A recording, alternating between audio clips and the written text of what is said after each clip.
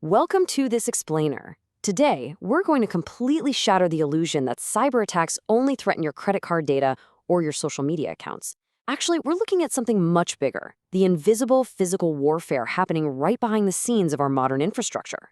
We're talking about the electrical and industrial control systems that literally keep our world running, and we're going to see exactly why securing them has become the single most pressing engineering challenge of our time.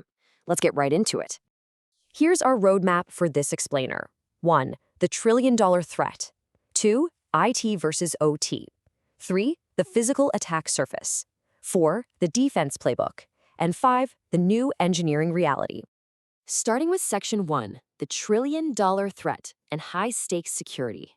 So global cybercrime losses are projected to hit an absolutely staggering $15.63 trillion by 2029. I mean, to put that into perspective, if cybercrime were a country, it would be the third largest economy on Earth. We aren't just talking about a minor nuisance here. We're talking about a massive global economic drain. Cybersecurity is definitely not just an IT issue anymore. It is a universal engineering concern. And, this isn't some rare thing reserved for a few unlucky tech giants.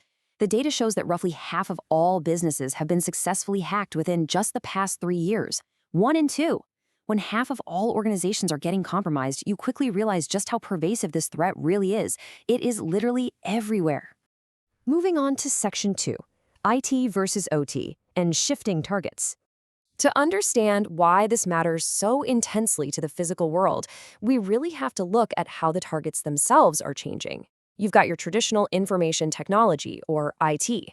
Now, an IT hack is the stuff we normally hear about in the news, right? Someone steals your emails, customer data, passwords, that sort of thing.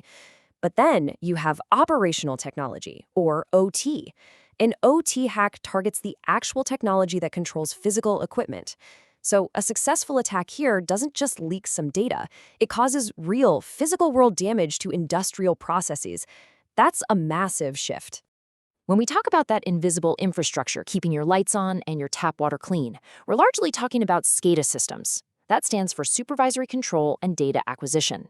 Think of them as the brains of our physical infrastructure. They're these highly intricate networks of hardware and software that monitor everything from power plants to chemical factories to water treatment facilities. But here is where the vulnerability creeps in. It's all about how these systems evolved. Back in the 1990s, these setups were built for extreme safety and reliability, sure, but they were completely isolated from the internet. They just didn't need digital security. Well, that assumption was pretty devastatingly proven wrong in 2010 when the Stuxnet worm was discovered. Stuxnet specifically went after programmable logic controllers. Those are the small computers directly controlling the machinery, and it caused actual physical mechanical destruction. No way around it. That was a wake-up call. Fast forward to the 2020s, and everything is hooked up to the Internet of Things, which expands that attack surface exponentially. Okay, Section 3, the physical attack surface and new vulnerabilities. Let's explore how these vulnerabilities are spreading across the modern landscape, because pretty much every connected system is a potential target now. We're going to focus on 3 rapidly emerging physical attack surfaces: smart grids, electric vehicle chargers, and the embedded systems found inside our everyday devices. Let's look at the smart grid first. So we've upgraded from those clunky old mechanical power meters to smart meters, which is great for grid efficiency. But here's the catch. A compromised smart grid doesn't just mean someone knows how much electricity you're using. If a large-scale attack were coordinated against the grid infrastructure, an entire region could literally lose its electricity supply. At that point, it's not just a tech issue. It is straight up a matter of national security. Then there's electric vehicle charging infrastructure, which is a fascinating but honestly kind of terrifying emerging concern. I mean, think about what a public EV charger actually does. It acts as a massive bridge. It physically and digitally talks directly to the computer in your car, it connects to secure payment networks to bill you, and it draws huge amounts of power from the broader electrical grid. So compromising just that one node, it gives an attacker access to multiple critical networks all at once. Imagine a hacker holding your car's charging capability for ransom while simultaneously draining your credit card. Sounds crazy, right? But that's the reality of this attack surface. And the root of the problem really often comes down to embedded systems. These are the tiny microcontrollers running inside all these connected devices. Because they're designed to be cheap and super efficient, they usually have incredibly limited processing power. That leaves almost no overhead for running robust security software. And to make matters worse, historically, these devices frequently shipped with unencrypted communications, zero ways to get security updates, and those notoriously easy-to-guess default passwords. As it turns out, Admin 123 is not a great defense strategy for critical infrastructure. This brings us to Section 4, the defense playbook, how we're fighting back.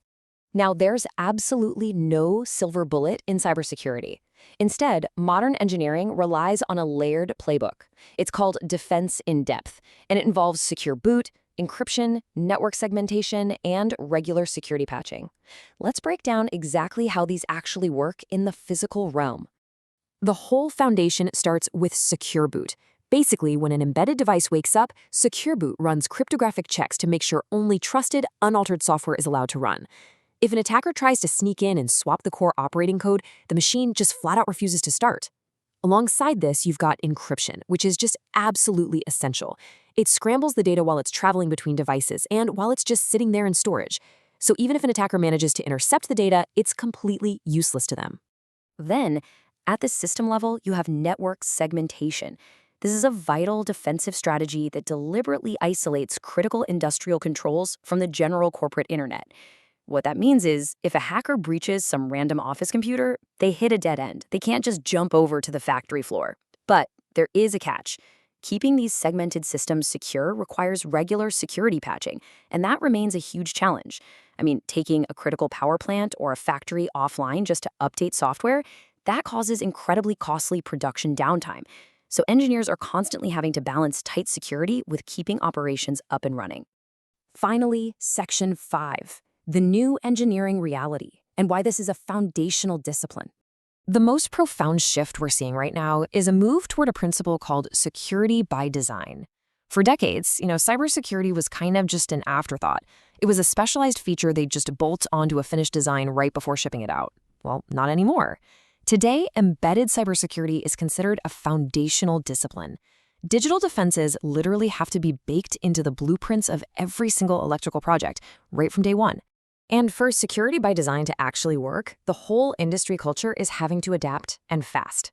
First off, every electrical engineer today needs at least a working familiarity with basic cyber skills.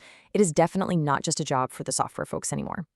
Second, because these systems are getting so incredibly complex, cross-disciplinary collaboration is the new standard. Electrical engineers are now working hand in hand with dedicated cybersecurity specialists on power, industrial, and automotive electronics. And lastly, governments are stepping in.